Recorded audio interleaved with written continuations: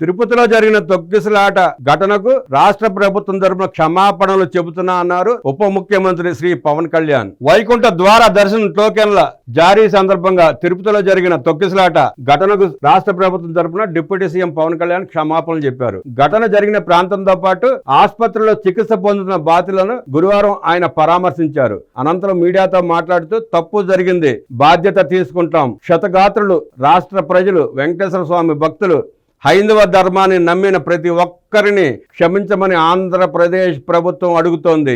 ఈ ఘటన జరగకుండా ఉండాల్సింది. క్రౌడ్ మేనేజ్మెంట్ సరిగ్గా జరగలేదని భక్తులు చెబుతున్నారు. టీటీడీ సిబ్బంది, పోలీసులు ఉండి కూడా 6 భక్తులు ప్రాణాలు కోల్పోవడం బాధాకరం. విఐపీల పైనే కాదు, సామాన్యులపైన టీటీడీ దృష్టి పెట్టాలి. మృతుల కుటుంబాల వద్దకు టీటీడీ సభ్యులు వెళ్లి క్షమాపణలు చెప్పాలి. తొక్కిసలాట ఘటనకు ఈవో, ఏఈఓ బాధ్యత తీసుకోవాలి. ఘటనా స్థలిలో ఉన్న పోలీసులు బాధ్యత తీసుకోవాలి. అధికారులు చేసిన తప్పులకు మేము తిట్లు తింటున్నాం. తొక్కిసలాట జరిగితే సహాయక చర్యలు ఎలా ఉండాలనే ప్రణాళిక లేదు. వ్యక్తులు చేసిన తప్పులు రాష్ట్ర ప్రభుత్వంపై పడుతున్నాయి. భవిష్యత్తులో దుర్ఘటన జరగకుండా చర్యలు తీసుకోవాలి. పోలీసుల్లో కొందరు కావాలని చేశారా అనే అనుమానాలు కూడా ఉన్నాయి. ఈ అనుమానాలన్నిటిపై విచారణ జరగాల్సి ఉంది. ఈవో, అదనపు ఈవో, పాలక మండలికి మధ్య గ్యాప్ ఉందనే వాదన ఉంది. ఇంతమంది పోలీసు అధికారులు ఉన్నా తప్పు ఎందుకు జరిగింది? పోలీస్ శాఖ నిర్లక్ష్యంపై సీఎం, డీజీపీ దృష్టికి తీసుకువెళతా. తిరుమలలో శ్రీవారి దర్శనం కోసం 8-9 గంటలు ఎదురు చూసే పరిస్థితి మారాలి. సాధ్యమైతే 1-2 గంటల దర్శనం జరిగేలా చూడాలని కోరారు.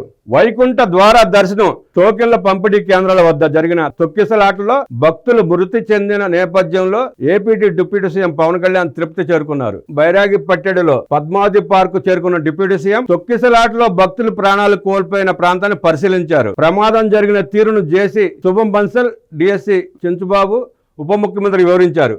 భక్తులను ఎందుకు ఒకేసారి క్యూ లైన్లోకి వదలాల్సి వచ్చిందని పవన్ కళ్యాణ్ ప్రశ్నించారు.